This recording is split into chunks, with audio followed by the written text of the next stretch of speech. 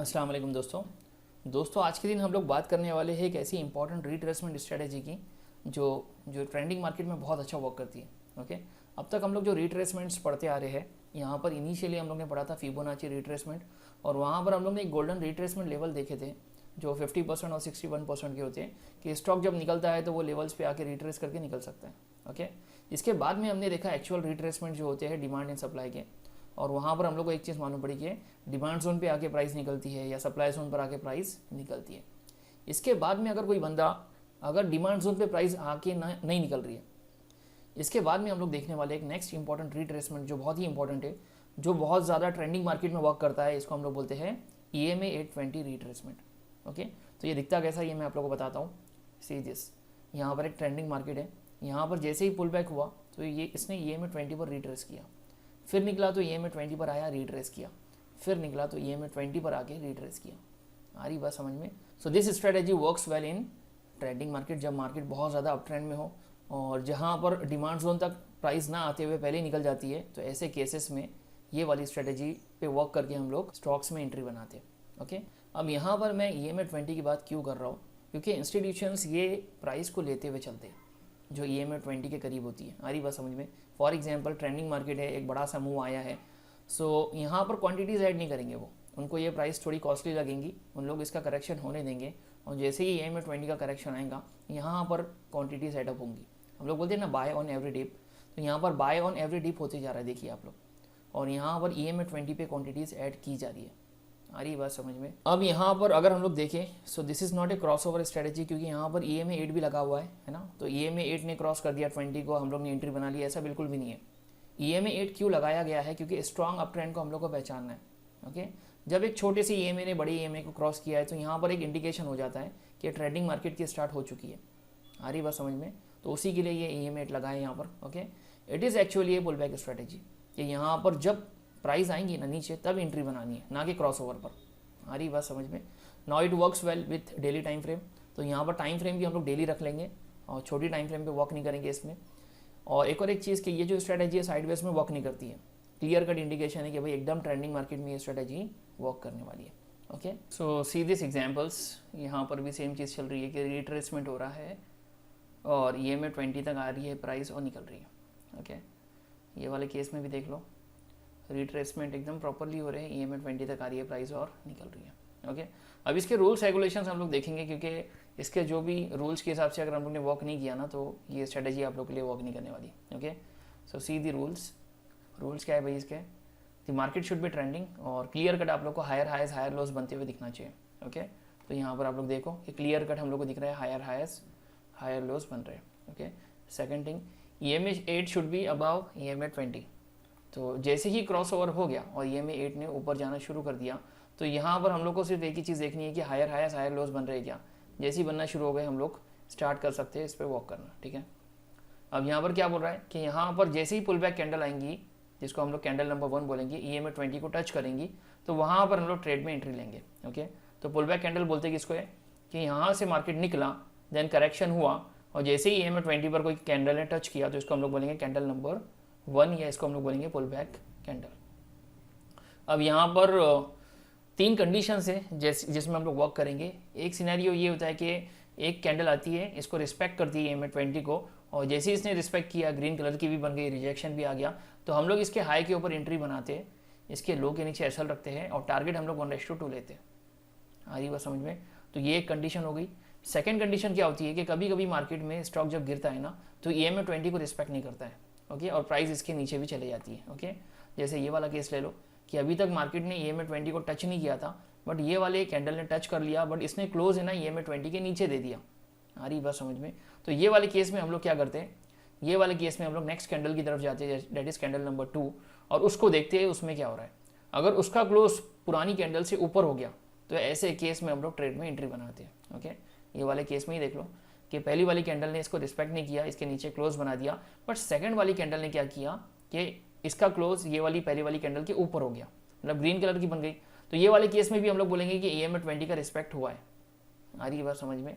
तो हम लोग फिर क्या करेंगे, इसके हाई के ऊपर एंट्री बनाएंगे, SL इसके लो के नीचे रखेंगे, टारगेट 1:3।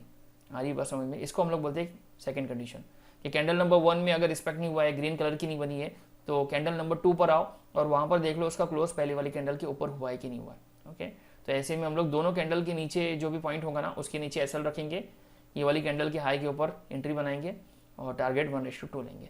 एक थर्ड कंडीशन भी इसमें आती है, क्या, ऐसा समझो कि बहुत सारी कैंडल है जिन्होंने क्लोज EMA 20 के नीचे दे दिया।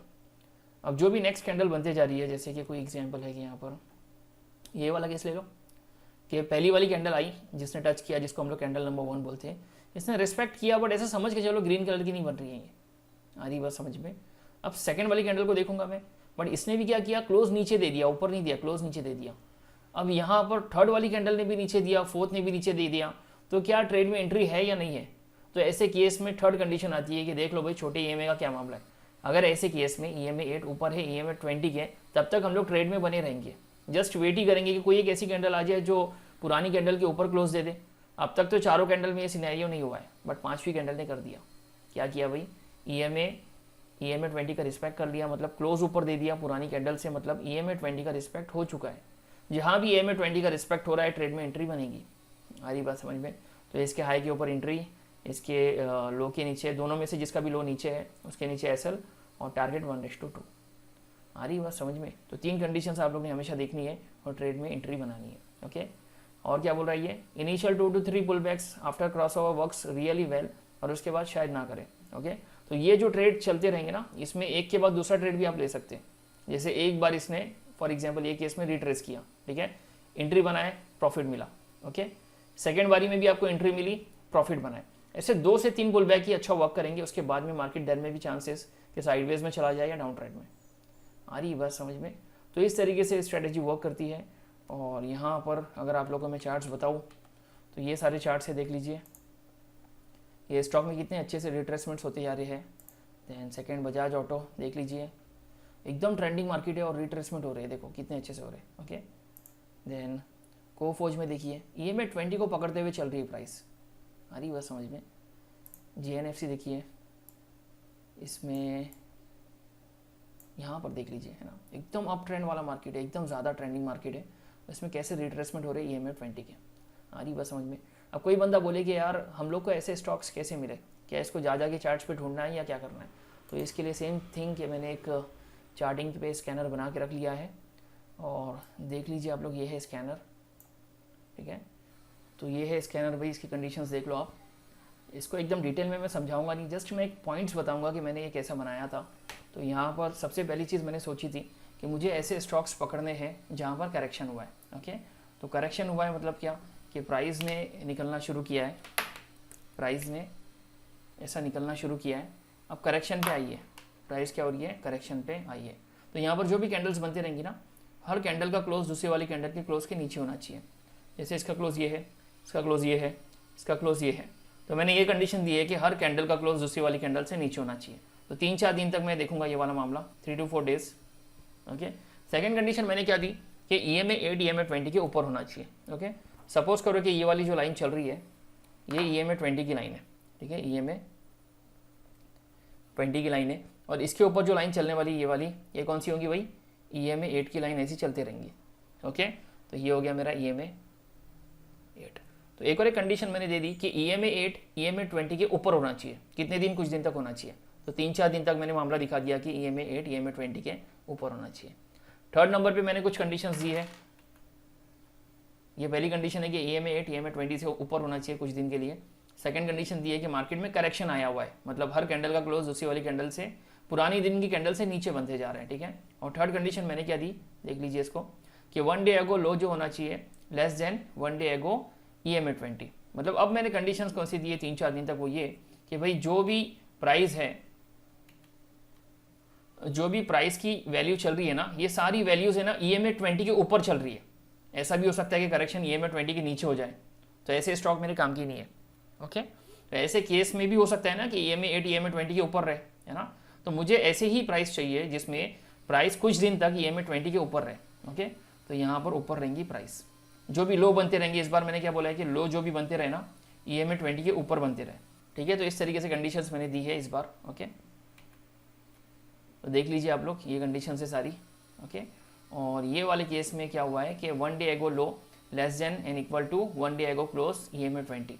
बस ये वाली कैंडल ऐसी रहेंगी जिसने EMA 20 को टच किया होगा। ओके, ये वाली कंडीशन इसको बता रही है। तो ये बन गया हमारा स्कैनर। इसके क्लिक पर आप लोग को स्टॉक्स मिलने शुरू हो जाएंगे। देख लो 42 स्टॉक्स है। अगर मैं इन लोगों को देखना शुरू करूँ कि कंडीशंस के हिसाब से हो रहे कि नहीं, तो देखिए ये वाला केस करेक्शन आया है। ये है EMA 8 की लाइन, ये है EMA 20 की लाइन, ठीक है। अब जैसे ही स्टॉक नीचे गिरा, इसे रिस्पेक्ट तो किया नहीं था, बट सेकेंड वाली कैंडल ने कर दिया, तो ये मुझे स्टॉक मिल गया। और कोई भी स्टॉक्स यहाँ पर हम लोग देख सकते हैं। ये देखो कितने अच्छे करेक्शंस हो रहे हैं। करेक्शन हुआ है EMA 20 के पास में, करेक्शन हुआ है। ये अभी जस्ट का मामला है कि EMA 20 पर रिस्पेक्ट हुआ है। तो बस आप लोग क्या करिए, आप लोग को स्टॉक्स मिलते रहेंगे, आप लोग को इसके हाई के ऊपर एंट्री बनानी है, लो के नीचे SL रखना है और 1:2 आप लोग को लेना है। आ रही बस समझ में। उससे पहले देख लेना है कंडीशन सारी मैच हो रही है क्या, 2 से 3 पुल बैक तो नहीं हो गए, ये सारी चीज़ें आप लोग ने देख लेनी है। तो आई होप आप लोग को वीडियो पसंद आया होगा और स्ट्रेटेजी भी अच्छी लग रही होंगी और ये सारी चीज़ें पसंद आ रही है तो आप लोग वीडियो को लाइक कर सकते हैं और जो भी आपकी क्वेरीज होंगी है ना, कमेंट बॉक्स में आप लोग ने उसको मेंशन कर देना। और अगर पुराने वीडियोस अब तक नहीं देखे तो उसको देखते रहो, है ना। हम लोग ऑलरेडी प्रोफेशनल जर्नी रन कर रहे हैं, एडवांस कोर्स हमारा, और उसमें ये 16वां वीडियो है ना। तो इससे पहले की वीडियो आप लोग देख लो। तो आज के वीडियो के लिए इतना काफ़ी। इंशाल्लाह हम लोग मिलेंगे नेक्स्ट इंपॉर्टेंट वीडियो के साथ में। तब तक के लिए जुड़े रहो, बने रहो। अल्लाह हाफिज़।